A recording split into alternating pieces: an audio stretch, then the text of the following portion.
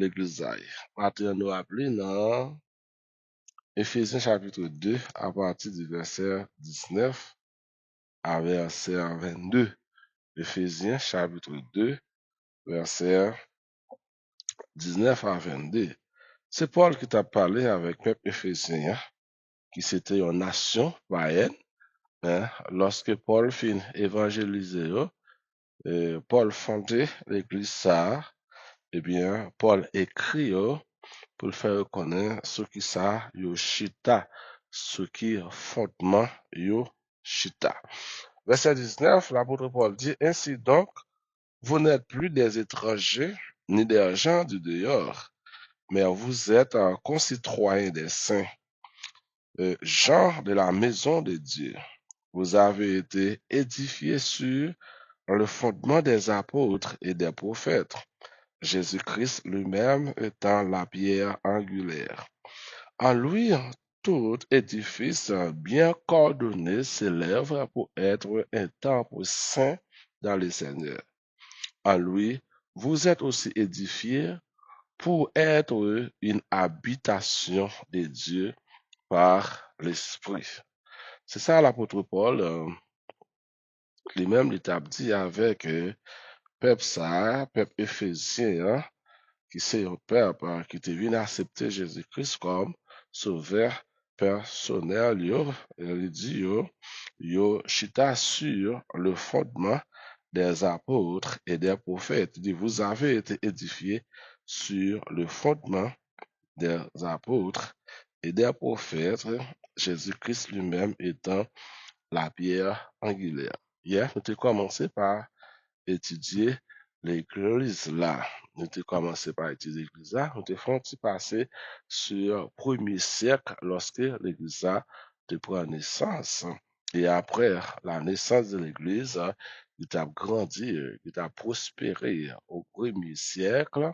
Voilà, car nous disons premier siècle, c'était aussi le siècle des apôtres, non seulement les apôtres de l'agneau, mais les apôtres de l'Église, à savoir les 12 apôtres que Jésus-Christ lui-même était choisi, il était formé, il était en mission pour que il était allé un peu partout dans le monde pour y aller prêcher, sacrer la parole de Dieu et fonder, sacrer l'église là également. Hier, notez, ouais, l'église là, c'est un mystère qui était complètement caché dans l'Ancien Testament ou bien dans l'Ancienne Alliance.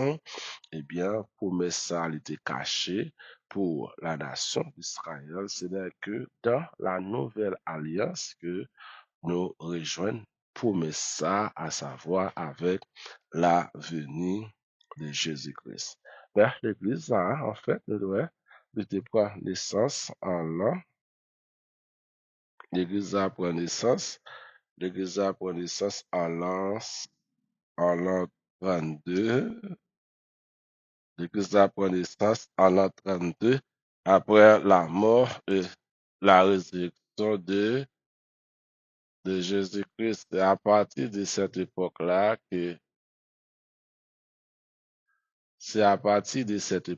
que l'Église là lui-même lui prend naissance. En l'an 32, 50e jour après la mort et la résurrection de Jésus-Christ. L'Église n'a pas pris naissance après la naissance de Jésus-Christ, non, non. L'Église a pris naissance après la mort et la résurrection de Jésus-Christ en l'an 32, 50e jour après la mort et la résurrection de Jésus-Christ. C'est ça, l'Église a pris naissance. Mais depuis la réforme, à savoir la réforme qui était faite au XVIe siècle, parce que à partir du premier siècle, nous sommes capables de dire, nous avons l'église qui a grandi, l'église qui a prospéré, qui a avancé en pouvoir, en puissance, mais avec la mort des apôtres, eh bien, l'église a perdu chemin, a perdu direction. Et ça fait, hein, nous te ouais, à partir du deuxième siècle jusqu'à 20e siècle ou jusqu'au 16e siècle, hein, qui c'est siècle de la réforme, eh bien, qui pral en fait que les réformateurs pral chercher pour être capable de reconstituer l'Église là encore. À savoir, depuis la réforme du XVIe siècle, la question de l'Église a été posée et le but des réformateurs était de retourner à la source. Le but des réformateurs qui te fait la réforme du XVIe siècle, c'est pour te retourner à la source, c'est-à-dire à la source de l'Église, à l'Église originale. L'Église originale, c'est l'Église qui a été fondée au premier siècle par les apôtres. Si les réformateurs, but objectif, c'est pour te retourner à la source, dès le départ, nous capables de faire une petite analyse pour nous voir, eh bien, l'église là, était déviée sur chemin. L'église a te perdu orientation, l'église a te perdu direction. Les réformateurs, là, au fin de consulter la parole de Dieu, eh bien, et ouais, l'église a pas sur bon, pas dans bon chemin, eh bien, il voulait retourner à la source. Retourner à la source, c'est-à-dire, c'est retourner à l'église ancienne. Retourner à l'église qui te prend naissance en l'an 32, après la mort et la résurrection de Jésus-Christ. On était bien conscient à cette période-là que l'église avait dévié. L'église avait dévié. Elle avait abandonné ses racines et elle était devenue quelque chose qui n'a rien à voir avec l'Église comme elle était définie dans le Nouveau Testament. On t'a parlé depuis le deuxième siècle jusqu'aux périodes du Moyen Âge, eh bien, l'Église s'est déviée complètement. Là, nous ne sommes pas capables de parler de l'Église parce que l'Église a te perdu vocation, l'Église a te perdu orientation. C'est ça qui fait au XVIe siècle, les réformateurs, eux-mêmes, ils vont essayer de retourner à la source pour rechercher l'Église ça qui te prend naissance en l'an 32 avec les apôtres, spécialement à l'avenir du Saint-Esprit. Et les réformateurs avaient souhaité de revenir aux sources de l'Église qui est de la foi chrétienne. Un retour à la parole de Dieu. Amen. Un retour à la parole de Dieu. Pas oublier la parole de Dieu, l'enseignement de Jésus-Christ, l'enseignement des apôtres. Eh bien, c'est ça Jésus-Christ pour enseigner l'Église. Immédiatement, il a quitté la parole, il a quitté l'enseignement, eh bien, c'est pas l'Église encore. Et ça fait hier, nous te voyons, eh bien, il y a un pilier fondamental qui permet que l'Église a grandi, c'est la parole de Dieu. Oui, la prière, c'est un pilier, mais la prière seulement pas qu'à aider l'Église à grandir. Car pour l'Église à bien prier, il faut que l'Église ait connaissance de la parole de Dieu. Et si l'Église n'a pas connaissance de la parole de Dieu, l'Église n'a pas qu'à grandir. Oui, les réformateurs devaient retourner aux sources, retourner à la parole de Dieu. Un retour au modèle de l'Église du Nouveau Testament qui a été fondé par le Saint-Esprit le jour de la Pentecôte en l'an 32 après Jésus-Christ. Il y a eu donc une volonté absolue de réformer l'Église parce que l'Église n'était plus l'Église de Jésus-Christ à cette époque-là. L'Église n'était plus l'Église de Jésus-Christ. Voilà l'importance de la réforme du XVIe siècle. Alors, le but principal de la réforme du XVIe siècle, c'est de réformer l'Église. C'était un retour à la Bible, un retour à la parole de Dieu, un retour à l'enseignement de Jésus-Christ parce que l'Église était complètement éloignée des vocations. Alors, si à cette époque-là, l'Église a été éloignée des vocations, éloignée de la parole de Dieu, et je dis à demandé, est-ce que l'Église a toujours été attachée avec la parole de Dieu? Est-ce que l'Église a, 21e siècle, je dis, est-ce que l'Église a pas besoin d'une réforme? Tout Même genre avec les réformes qui étaient faites au XVIe siècle, lorsque Martin Luther, Jean Calvin associé avec l'autre monde encore qui était fait la réforme du XVIe siècle pour te retourner aux sources de l'Église, aux sources de la parole de Dieu. Eh bien, est-ce que dans la période, je dis, est-ce que toute bagaille marche bien dans l'Église là? Alors, nous jouons une petite phrase ça en latin qui dit Ecclesia Reformata Semper Reformada. Ça veut dire l'Église qui a été réformée au XVIe siècle doit être toujours réformée. L'Église, ça, les réformateurs, t'es cherché, en fait, puis été réformé au XVIe siècle, eh bien, l'Église là, il dit que il doit toujours réformer. Toujours gagner des réformes qui a fait dans l'Église là. Ça veut dire pour nous aujourd'hui là, aujourd'hui même, eh bien, les nous garder au sein des assemblées, au sein des églises, qui soi-disant vocation, c'est le corps de Jésus-Christ, ou bien c'est l'assemblée de Jésus-Christ. Il y a un groupe monde, nous capable de dire, qui représente Jésus-Christ sur terre. Il y a un groupe monde, dans Matthieu chapitre 5, verset 13, 14, Jésus dit, yo c'est sel, yo c'est lumière. Mais est-ce que là, nous gardons au sein, monde ça, qui représente l'église là, est-ce que yo souligné l'église là? Est-ce que l'église là, dans lignée même chose avec l'église ancienne, même chose avec l'église qui était fondée le 50e jour par la venue du Saint-Esprit avec les apôtres. Est-ce que l'église, ça, n'a pas besoin de reformer? S'il est vrai que les réformateurs ont réformé l'église là au 16e siècle, mais ils ont dit que l'église là doit toujours réformer.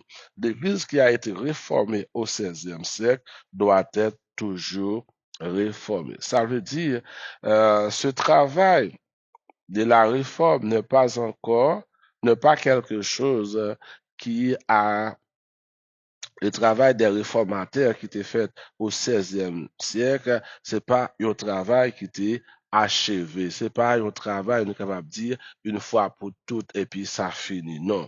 Mais à chaque génération, il faut remettre la question sur le tapis. À chaque génération, faut nous remettre question l'église là. Qu'est-ce que l'église? Qui ça l'église là? Dans chaque génération, faut nous reposer question ça.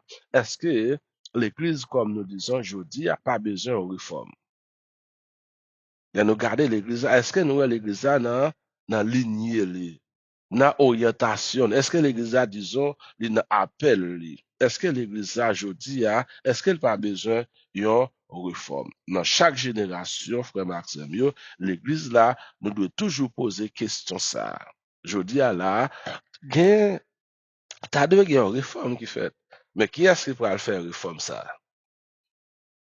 Même au sein des églises protestantes, même au sein des églises qui a été réformées au 16e siècle, t'as dû une réforme au sein de l'église ça même. Là, nous regardons l'action de l'église là, ça l'église là fait, hein? T'as dû gagner des réformes qui fait au sein.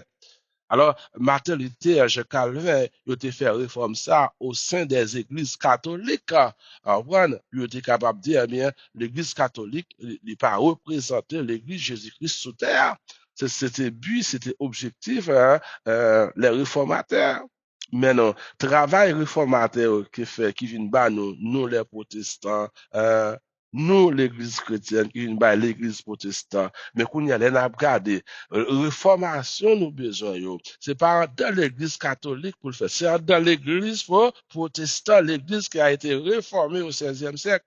Parce que les a gardé action de l'église ça, les a gardé comportement de l'église ça, non, ouais, yo pas représenter l'église Jésus-Christ là. On doit toujours poser la question de l'église. Ça veut dire également, nous qui vivons au 21e siècle, nous avons pour devoir de poser la question de l'église. Nous-mêmes, quand aujourd'hui, il faut nous poser question l'église là. Qu'est-ce que l'église? La réforme qui a commencé au 16e siècle est quelque chose qui doit se poursuivre de génération en génération. Le travail qui a été fait au XVIe siècle par les réformateurs, son travail qui doit continuer fait de génération en génération. Ça n'est pas une œuvre qui est achevée. C'est pas un travail qui est achevé. C'est une œuvre tellement énorme, il faut plus qu'une génération pour arriver au but. L'église a son bagage qui précise, son bagage qui normal, son bagage qui agréable. D'ailleurs, c'est nous, l'église là, eh bien, nous pas capables d'apprendre l'église que ça, pour nous le monde, faire ça yo vle dans l'église de sa faire, nous comme chrétiens, nous comme des serviteurs, des servants de Dieu, il faut aller à la réforme. À la réforme, il faut réformer l'église là. L'on a regardé dans l'église chrétienne, je dis, avec en dans club yo, c'est même bagaille, c'est faux mouvement, pas de différence. Regardez entre païens qui se représentant le monde, avec soi-disant monde qui chrétien qui représentant Jésus-Christ sur la terre, qui fait partie de l'église là, les nous garder deux groupes moun sa yo, est-ce qu'il y a une différence? T'as dû une différence. Car, parole bon Dieu dit, pas remet monde là à tout ça qui est dans le monde. Et si on remet monde là, l'amour de Christ n'est point en lui. Doué gon différence vraiment avec ce mieux. Il faut repartir à la source parce qu'on a toujours tendance à s'éloigner de ce qui avait été l'inspiration de l'Église. Nous pas doué éloigner de vocation nous. Nous pas de éloigner de vocation l'église là. L'église a demandé, l'église a un principal pour que nous mettions en application. Et la parole de Dieu, la Bible, eh bien, c'est principe pour tout le monde qui applique la parole de Dieu. Et ça fait l'apôtre Paul d'écrire avec peuple Éphésiens pour dire, autrefois vous étiez païens, autrefois vous étiez sans Christ, autrefois vous étiez éloignés de Dieu. Mais maintenant, par Jésus-Christ notre Seigneur, eh bien, il nous a rapprochés. Il nous a rapprochés. Il dit, vous avez été édifiés sur le fondement des apôtres et le fondement sur l'enseignement des apôtres et sur l'enseignement des prophètes. Et là, nous consulter enseignement des apôtres, nous voyons qui comportement l'église de guerre au sein société, au sein communauté, dans le monde entier. Là, nous consulter et parole prophète yo, nous voyons qui comportement l'église de guerre au sein même dans le monde entier. Alors, nous qui faisons partie de l'église là, l'église a demandé un sacrifice. Demandé un sacrifice. Pour être représentant de Jésus-Christ sur la terre, ça a demandé un sacrifice. Un sacrifice. Parce que on appartenir avec une église. Et nous dit, il faut reposer la question de l'église. La réforme qui a été faite au XVIe siècle pour te retourner à la parole de Dieu, retourner aux sources même de l'Église ancienne, eh bien là, dans le 21e siècle, dans là, il faut reposer cette question, car au sein même des églises protestantes, il doit y avoir des réformes qui sont faites dans l'église là. Parce que, on a regardé l'église là, on a regardé le monde, pas de différence entre le monde et l'église. Nous sommes là, on va espérer que bon Dieu capable de bénir nous et bon Dieu capable de vivre de grâce et bénédiction dans la vie de tout temps.